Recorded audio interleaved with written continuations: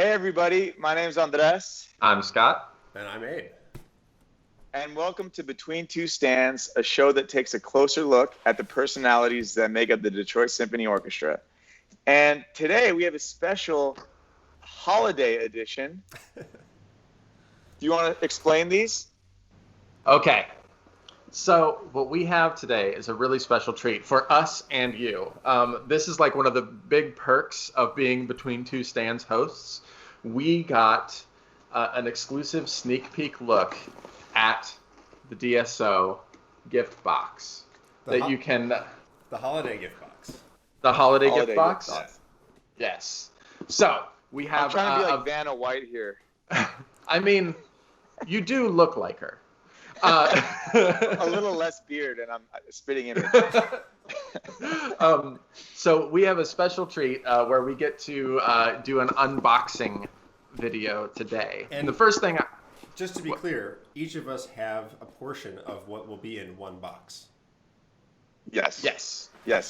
All of these make up one box. We weren't special enough to each get our own box, but I still greatly appreciate the contents that we've gotten.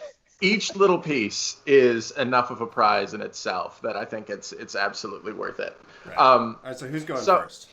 I will absolutely start. I think that this is terrific. The first thing I want to point out is what a nice box this is.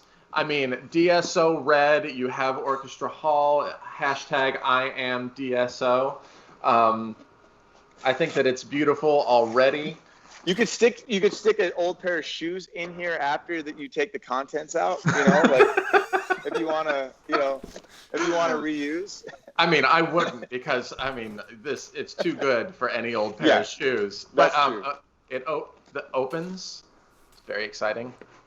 Cake box styles to reveal the sweet goodies. Oh. Can you talk about the confetti that's in there? Okay, so the confetti.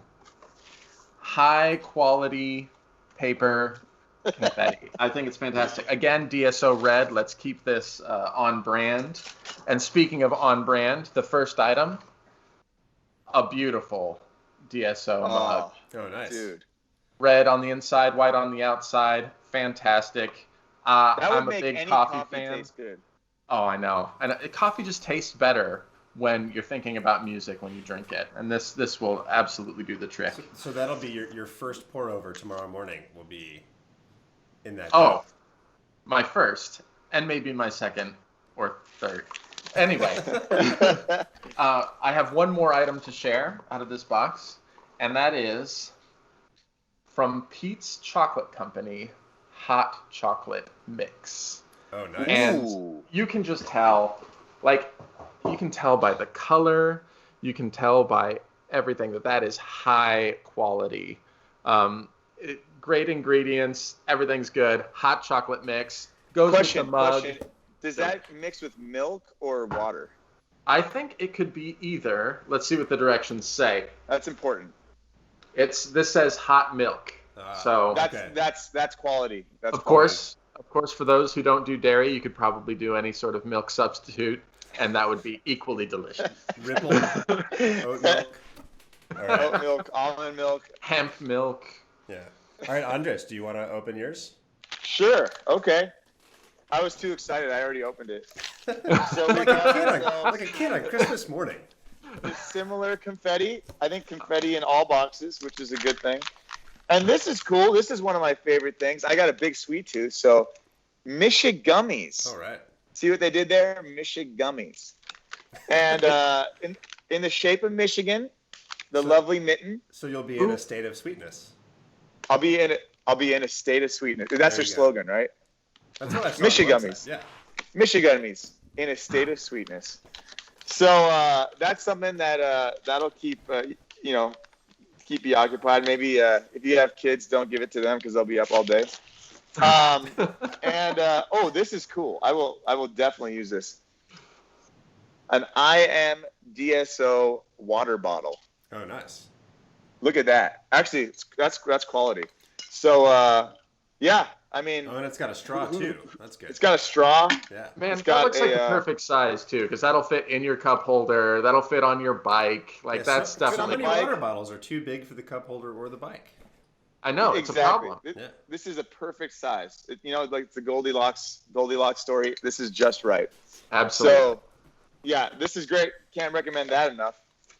Hey, what's in yours? All right. So in my box, I have the same red box. Yours is empty. Oh no! it's coal. I was not good this year, I guess. All right, so I've got a DSO branded mask, which these days is useful. And then very exciting, Covers up hideous faces and also keeps you safe. like hideous faces like mine. I'm sure it was an accident that they gave it to you. Yeah, nobody needs to see me anymore. And then this is a wireless speaker, which is really cool. Oh, that's cool. Yeah, and I believe, I guess I should open this up to show everybody. It is branded, just like everything else, I am DSO. Is that so? It's Bluetooth. It is Bluetooth. That is awesome. And it's got a couple cords you can plug in to charge it, and looks like a headphone jack or a 3.5 millimeter. That's wow. great. Oh, and the DSO sticker on the back. That's awesome. Oh, that's awesome. Gotta have it. Yeah. So where can we get this stuff? So you have to go to dso.org/shop. Ah, fantastic. And a great Awesome. gift for the holidays. Yeah. Great gift for the holidays. Thank you for giving that to us, DSO. Much appreciated. And guys, good news. Larry is back with his joke of the week. So Yes! He's back. Yeah, he's back. He's back. So He's back again. so here is Larry's joke of the week.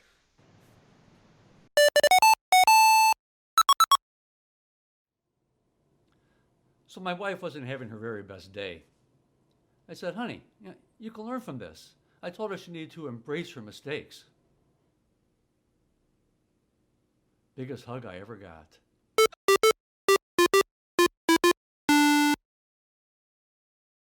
Thanks, Larry. It's nice to have you back.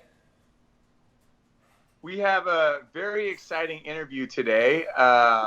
It's not one, but two members of the orchestra, and they happen to be married, which is rare. Not marriage, but being married in the orchestra. Anyway, so starting with Will. Will Haapaniemi's love for violin began at the age of 2 when he saw Yitzhak Perlman on Sesame Street. He began lessons soon after, and he completed his undergrad and graduate studies at the Manhattan School of Music. Along with orchestral music, Will is an avid soloist and chamber musician. His wife, Heidi Hahn, began playing a little later than Will at the ripe age of 5 years old. Late start. Originally from Queens, Heidi and her family relocated to British Columbia. Heidi received her graduate and undergraduate diploma at the Peabody Institute, where she won several international violin competitions while there. Both Will and Heidi won their positions with the DSO in 2014. And the same audition, right?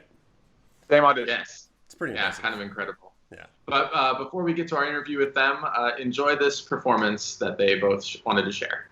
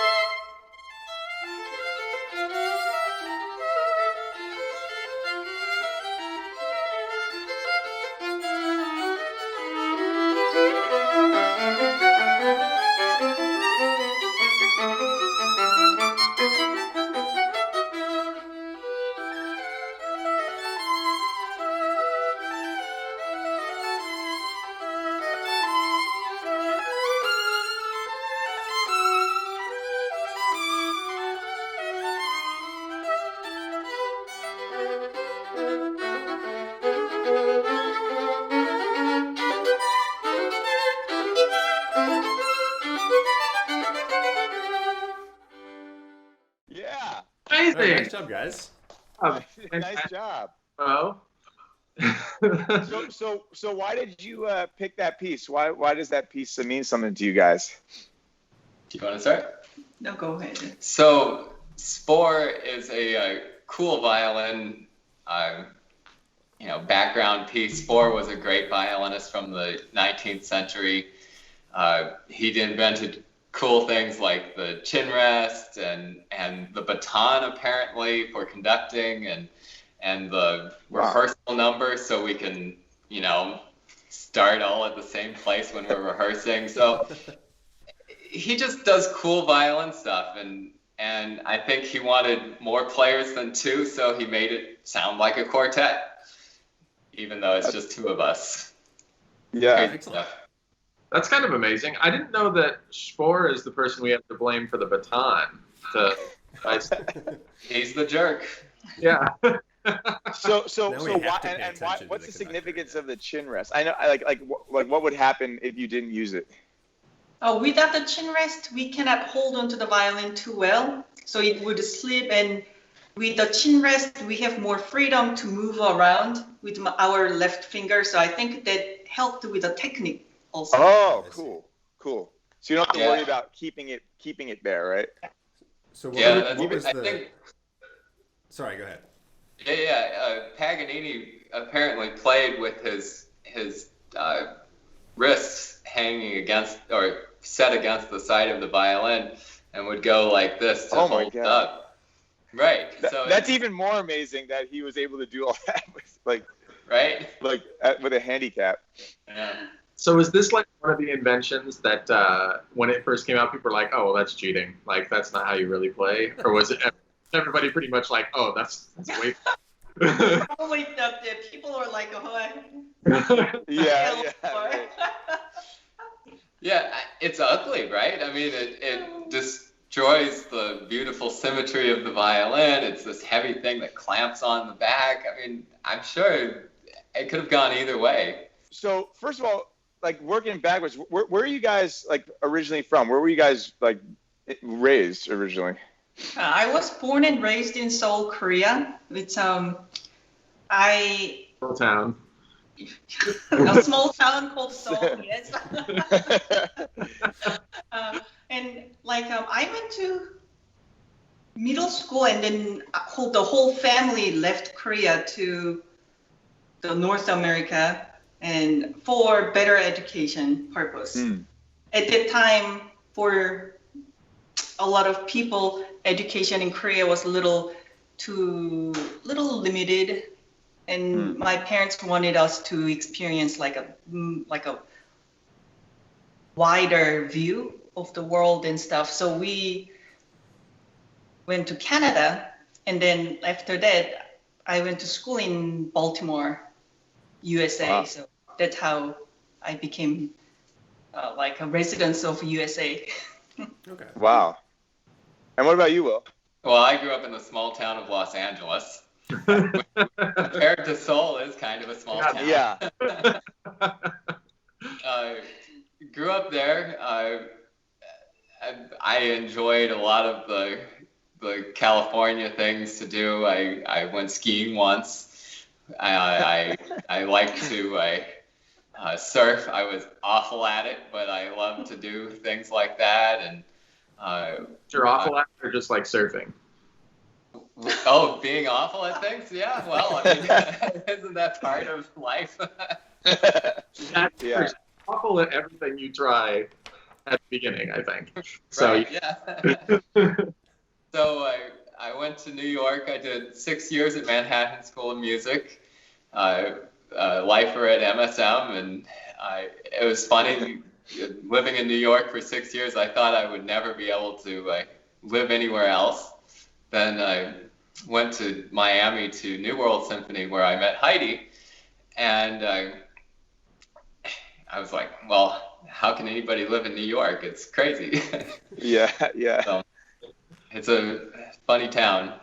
So one of the things, like, you're one of these like unicorn couples that play the same instrument in the same orchestra, and you're married, and you won actually the same audition in the Detroit Symphony. So can you like back track. You met at New World, then you won the same audition in Detroit. What happened in between? Like, how did this work for the two of you? Actually, when I went to New World, New World Symphony is in between the school and the real professional jobs. It's a training orchestra, and most of people only stay there for 3 years.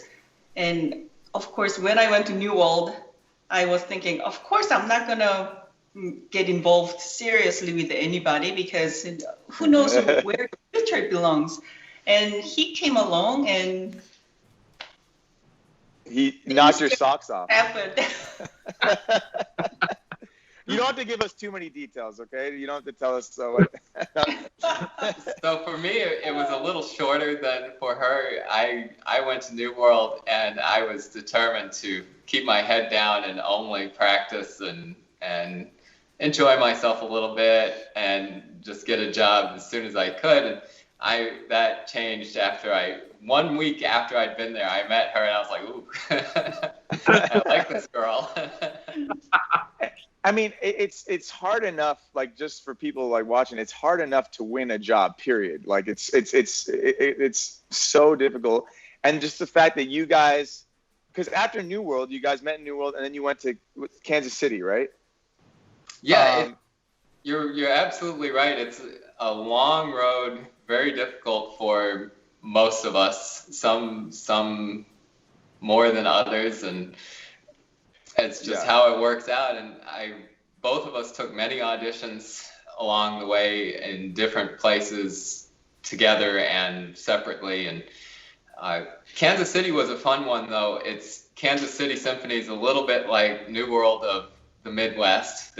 When we were there were 23 New World alumni. Wow, okay. So it was party central. Yeah. Yeah. So I went there in 2012 on a 1 year. So I'd been in New World Symphony for 2 years, and then I got the 1 year there. And then I was extended for a second year. And she was also a finalist from a few years before and was offered a 1 year position for the second year that I was there. But it's temporary. We have to either win that job, which an audition was coming up, but our preference was to move to a bigger city. A colder city. You wanted to be in a colder place. That's what it came down to. Yeah, sure. If it was the LA Phil, it would have been like, no, that's too warm. Yeah, we got 6 months of winter. Right. That's like the sweet spot. Yeah, it's just like incredible that you guys did that. I mean, it's such a, like I was saying before, it's so difficult for even one person. So the fact that both you guys had that kind of parallel trajectory is like amazing. It's really, really amazing. I'm actually kind of interested in tell me if this is a little bit too intrusive of a question, but so when Cheryl and I are preparing for auditions, we're playing different instruments, and usually there's not an audition happening at the same time, right? But you just mentioned that you were taking auditions probably sometimes together for one position, right? I mean, that not every audition are there multiple jobs open.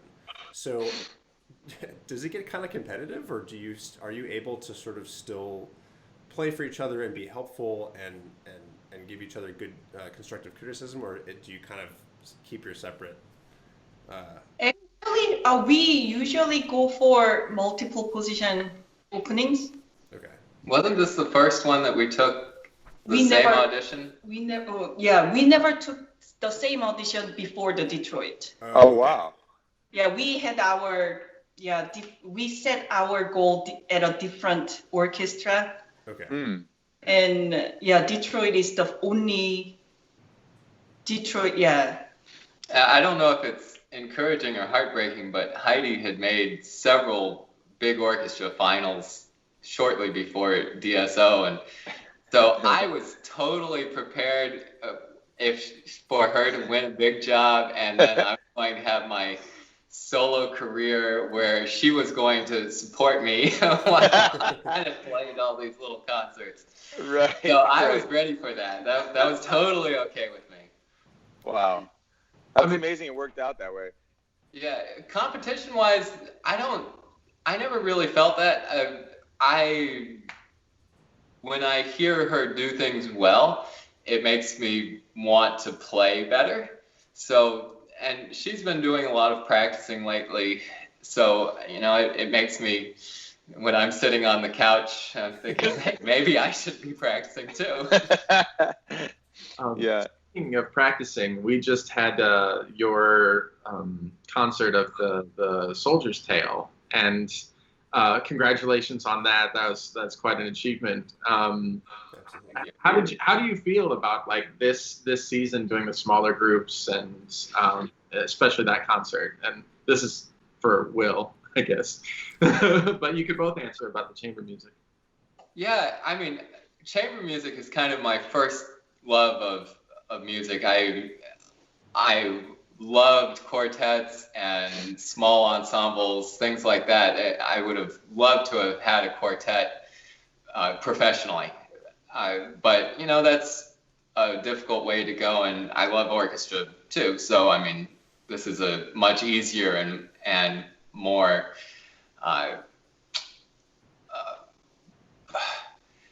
a more responsible way to live your life. Yeah, it's more stable, for sure. It's more, there you go, that's the word. So I feel grateful when we get these opportunities, and I'm grateful that I got to play this Soldier's Tale. Soldier's Tale is a really cool piece. If you haven't heard it, it's on the DSO Live webcast right now from December 3rd.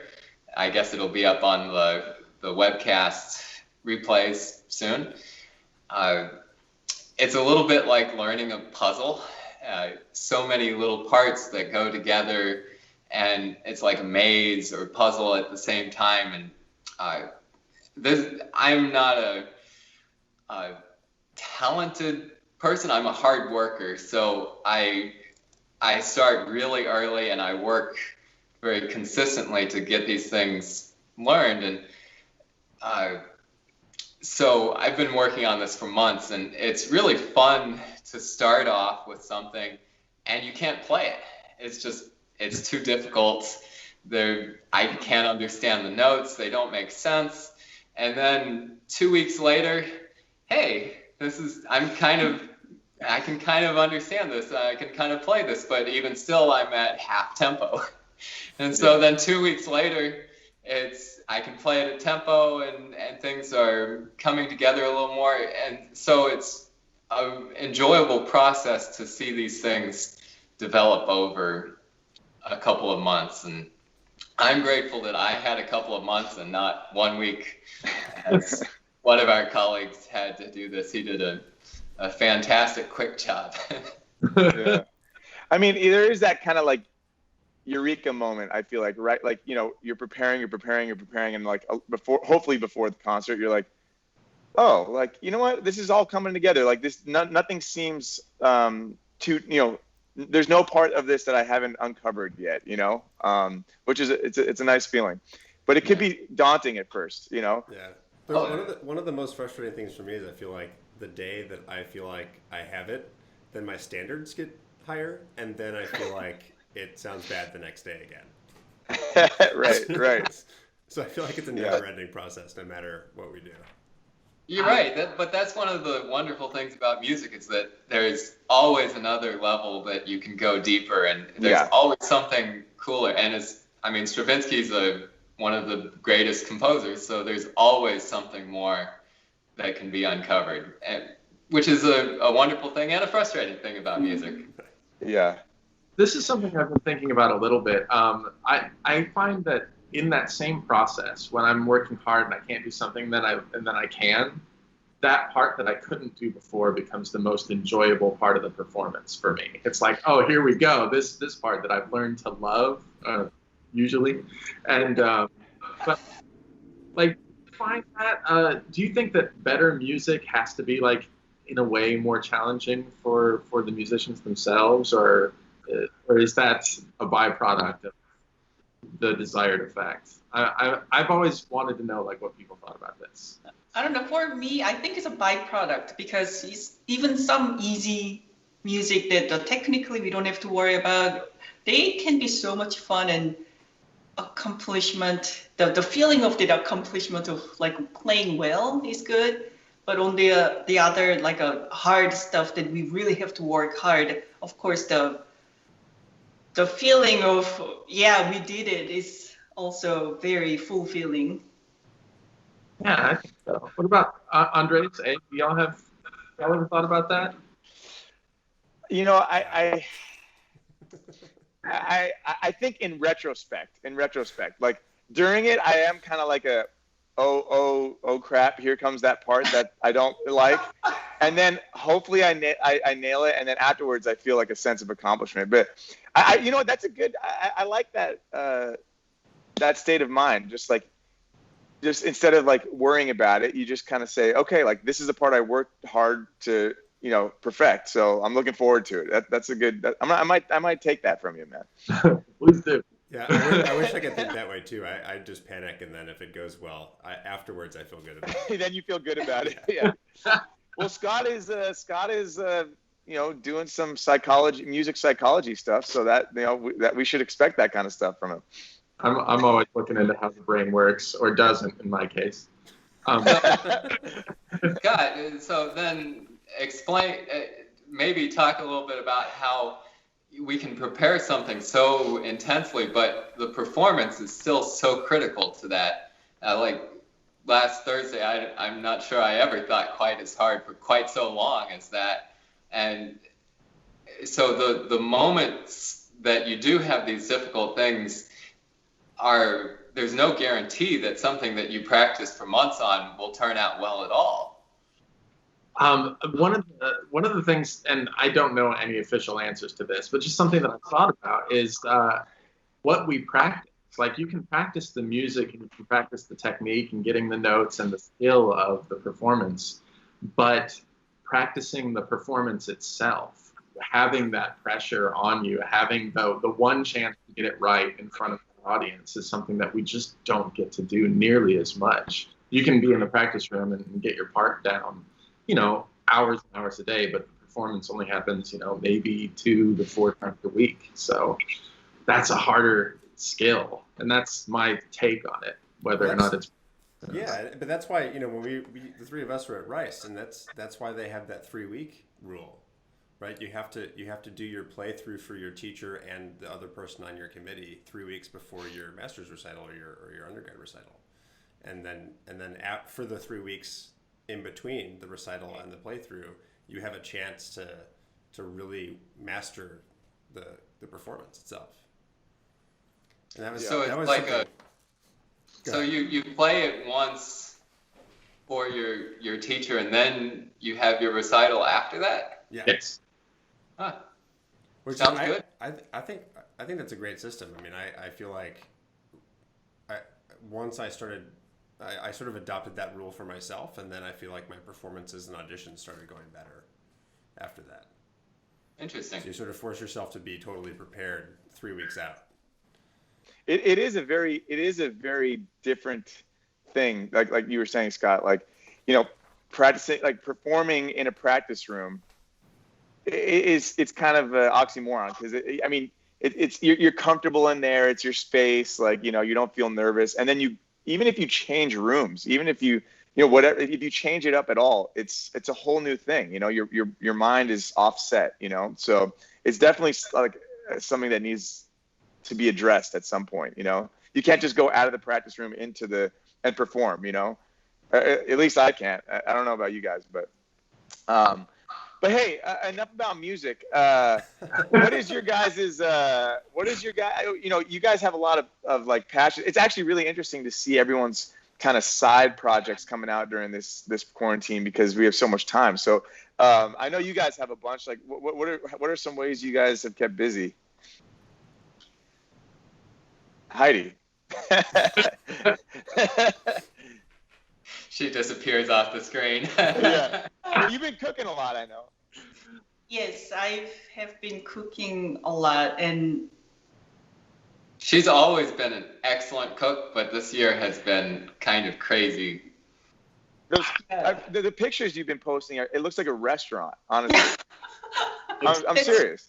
I'm a lucky guy. I was Yeah. trying. Because since during the lockdown we couldn't go out, and I love eating good, enjoying good food, and I was trying to create that at home, and I think he liked it too.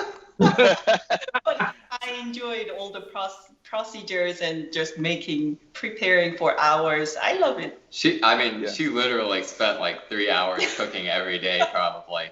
Oh wow. That is amazing.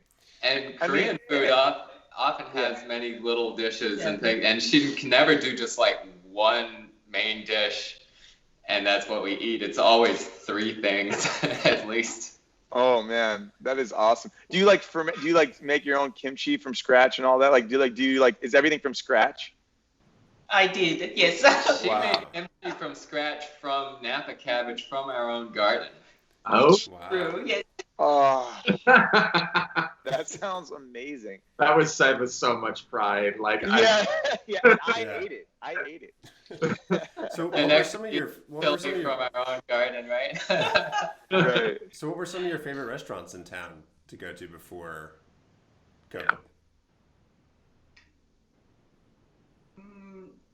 We have at least 3 that we do have regular rotation now. It's Q Huang and Madison Heights for Vietnamese pho is our number 1, and Kung Fu noodles for Chinese hand-pulled noodles. Chinese hand-pulled noodles. Oh, And I don't know about that one. I should put that on the rotation. it's quite good. Also Madison Heights and Noble fish. Noble Fish for sushi. Mm. Yeah. Oh, Surprisingly good yeah. for Yeah. Michigan. And Will, But- I had the opportunity to go camping with you this break, which was really cool, and I got to know like some of your hobbies. You have some really cool ones. Were you able to like indulge with that this quarantine, I guess? Totally, yeah. I didn't get to do any trips, far to go hiking or camping, but I got to do a lot in Michigan. I learned a lot about Michigan hiking more than I knew before. Many nights out camping, including one night in the low 20 degrees. That was exciting. There was a lot of turning and tucking everything underneath that night. Yeah. That wasn't the night that we went. We that was like high 30s, which felt pretty bad, but but you went. Oh man, that was comfortable compared. Really? Oh man, that must have been rough. Yeah, Was that Andres- up in Manistee? Yeah, I did a couple more trips up to Manistee after you went with me, and Andres, you brought your own tent, which was like this palatial. It was like a 4-person tent.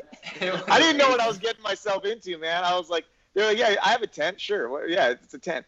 And it's And like, your giant sleeping bag hanging off the back of my tiny backpack I gave you. Yeah. I felt so bad. Oh, it's fine. I learned my lesson. It was like, backpacking is all about like counting your pound, like counting weight, and like being as light as possible. And I brought this 4-person tent.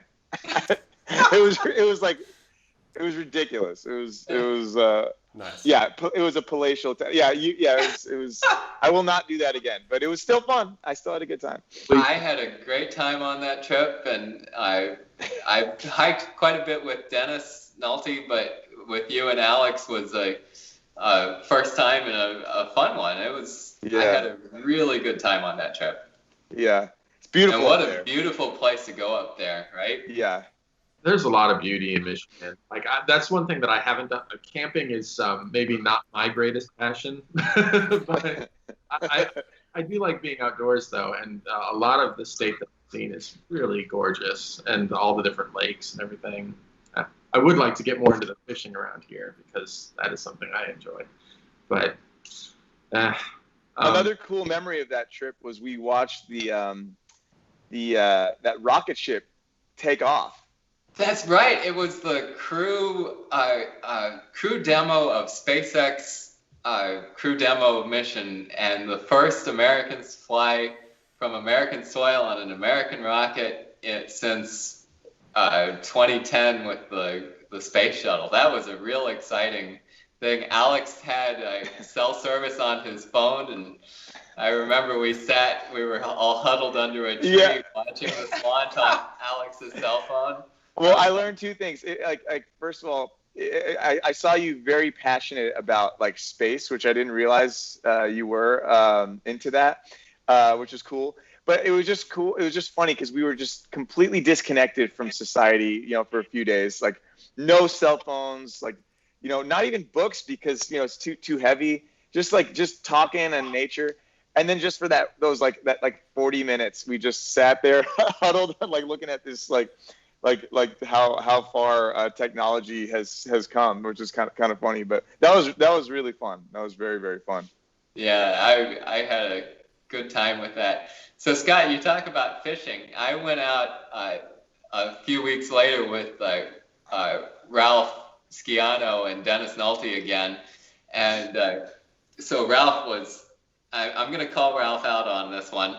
He's got to take us out again here because his intention was to be bringing home dinner every day.